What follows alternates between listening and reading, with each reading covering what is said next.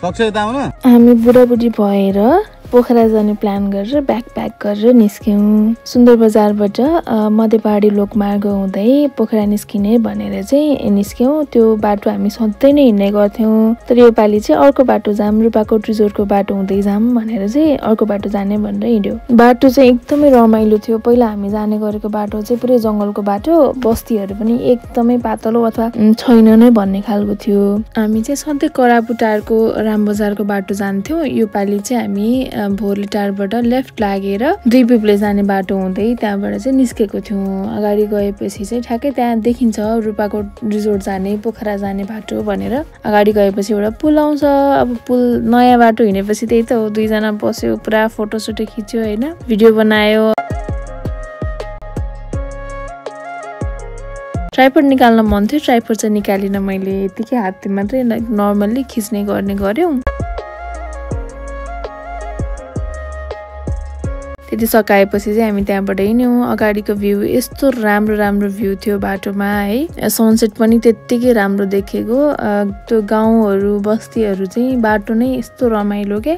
Rupakot resort चाहिँ बाटोमा नै चाहिँ पर्दो रहेनछ। यो भ्यू चाहिँ समवेयर अराउन्ड रूपाकोट रिजोर्टको ठ्याक्कै सनसेट पोइन्ट जस्तो देख्यो। अनि त्यहाँ अलिकति अगाडि भित्रसम्म जान मिल्ने रहेछ, त्यहाँसम्म गएर लेकको भ्यूहरू देखिने थियो, मजाले पहाडहरू देखिने थियो। त्यहाँ गएर एकछिन टिकटकको लागि हुने भिडियो खिच्यौँ फेरि। हो कस्तो गाह्रो पो छ त, टिकटकको लागि खिच छुट्टै, युट्युबको लागि छुट्टै अलाइनमेन्टमा खिच होइन। त्यहाँबाट सायद रूपा ताल देखिरहेको थियो होला, एक्ज्याक्ट मलाई पनि थाहा छैन कुन चाहिँ ताल देखिरहेको थियो भनेर, तर ताल देखिरहेको थियो होइन। अनि त्यहाँबाट पनि सकायौँ। अनि अब जसरी पनि ढिलै पुगिन्छ पोखरा भन्ने हिसाबले नै त्यहाँको भ्यू चाहिँ इन्जोय गर्दै मजाले, कस्तो रमाइलो बाटो अनि कस्तो मजाको बाटो, बाटो पनि सब राम्रो छ, फेरि पुरै पिच होइन। अनि त्यही गफ गर्दै गर्दै हिँडिरहेको थियौँ हामी पनि। एकैछिन चाहिँ हामी हराएको हो कि भन्ने खालको पनि फिल भयो हुन चाहिँ हामीलाई। अनि पछि एक दुईजनालाई सोधिसकेपछि चाहिँ हामी राइट बाटोमै थियौँ भन्ने भयो। बाटो चाहिँ एकदमै पिच राम्रो मजाको बाटो थियो, कतै पनि बाटो बिग्रेको गरेको चाहिँ थिएन है। हामी चाहिँ फाइनल्ली पोखरा निस्किन लागेका थियौँ। अब सधैँ माझीकुनाको बाटो जाने गरेको, योपालि चाहिँ हामी अर्कै बाटो निस्किरहेको थियौँ नि त। अनि त्यही भएर चाहिँ होटल सोटल खोजेर गएर बस्यौँ। अनि त्यो दिन चाहिँ त्यत्तिकै भयो। होटल चाहिँ हाम्रो लेक साइड नजिकै थियो। अनि अब कायाकिङ गर्ने भनेर गइसकेपछि त गर्नु पर्यो। बिहानै निस्क्यौँ अनि ऱ्यान्डमली खोज्दै गयौँ। बिहान चाहिँ सुरुमा हामीले म्यापमा हेऱ्यौँ, तर अलिक टाढा टाढा देखायो क्या हामी भएको ठाउँबाट। अब अनि तालको नजिकै पनि त होला नि त, त्यहीँ गएर एक्सप्लोर गरौँ। अनि त्यसपछि भएनछ भने चाहिँ म्याप अनुसार जाम्ला भन्ने लाग्यो।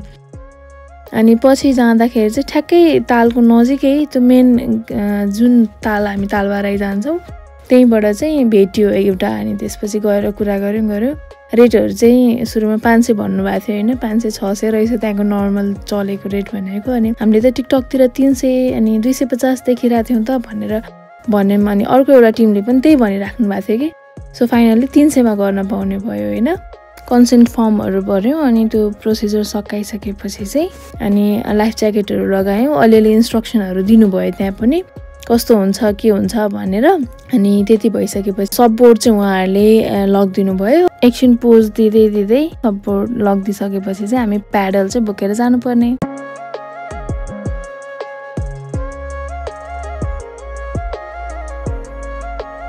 बाटोमा प्याडल बोकेर हिँड्दा चाहिँ पुरा प्रोफेसनल जस्तो फिल आउँदो रहेछ होइन, कहिले नगरेको। त्यही पनि अरू कोही पनि हुनुहुन्थेन खासमा त्यहाँ गरिसक्नु भएको त, हामी मात्रै थियौँ सायद। अलि छिटै गएको थियौँ कि के थियो, किनकि पोखराको वेदर बिग्रिहाल्छ भन्ने चाहिँ थाहा थियो, 2 बजेपछि चाहिँ बिग्रिन्छ भन्ने नै थाहा थियो।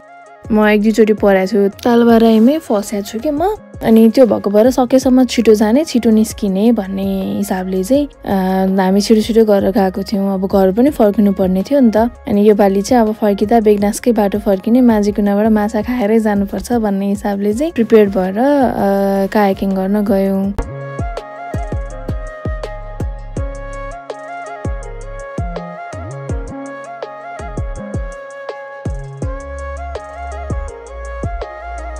अनि त्यहाँ फोन चाहिँ खासमा बाहिर नराख्नु भन्नुभएको थियो। अब हामीसँग उपाय थिएन, एउटा मात्रै ब्याग बोकेर आएको थियौँ, मसँग त ब्याग थिएन। अनि एउटा प्लास्टिक चाहिँ लिएर आएको थिएँ मैले, प्लास्टिकले लाइफ ज्याकेटमा बाँधेर अनि त्यसरी चाहिँ फोटो खिचिरहेको थियौँ कि। फोटो भिडियो चाहिँ एउटाले अर्कोलाई पास गर्ने, नजिक बस्ने, अनि त्यसरी चाहिँ भिडियोहरू खिचिरहेको थियौँ।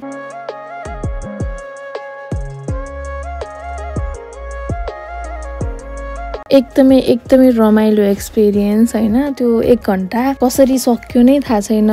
टाइम एक्सटेन्ड गर्ने भन्ने सोचेका थियौँ तर वेदर बिग्रिन लागेको जस्तो भयो अनि त्यही भएर चाहिँ धेरै बसेनौँ हामी। अनि उहाँहरूले इन्स्ट्रक्सन दिँदा चाहिँ के भन्नुभएको थियो भने तालको बीचसम्म चाहिँ नपुग्नु है, अलि उतै चाहिँ नपुग्नु, बरु छेउछेउतिर तालबारीतिर जानु, तर त्यो हिँड्ने बाटो जुन ट्रेल बनाएको छ त्यसको नजिकै त्यतै सिधै जानु भयो हुन्छ भनेर भन्नुभएको थियो। हामी सिधै गएर हामी बिचतिर गएर तर फर्किने सोचिरहेको थियौँ।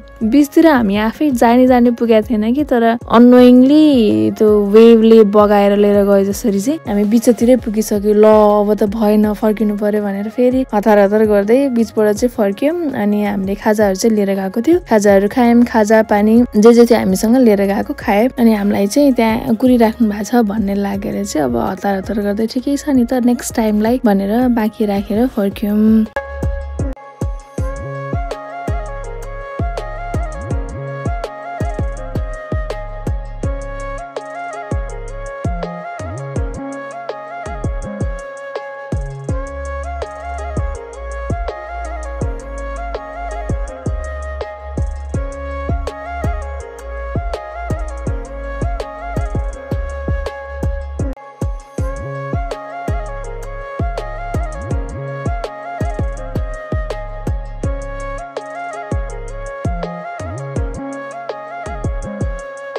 It was one of the best experience, best memory भन्छु म चाहिँ हैन। एकदमै रमाइलो, टाइम पास पनि हुने, आफू फ्रेस पनि भइने। कसैले गर्ने सोच्नु भएको छ, गर्नु भएको छैन भने चाहिँ गरिहाल्नु भयो हुन्छ है।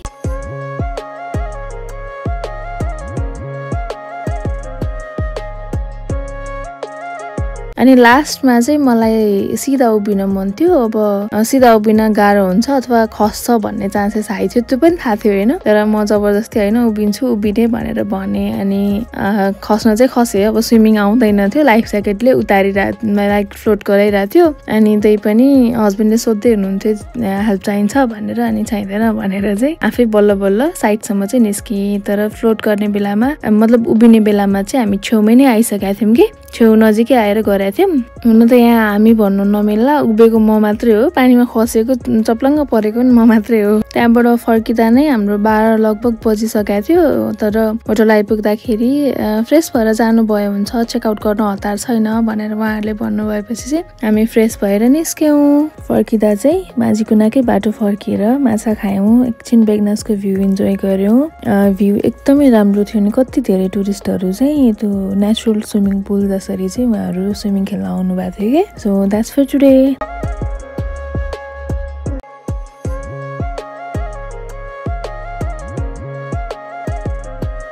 Thank you so much for watching.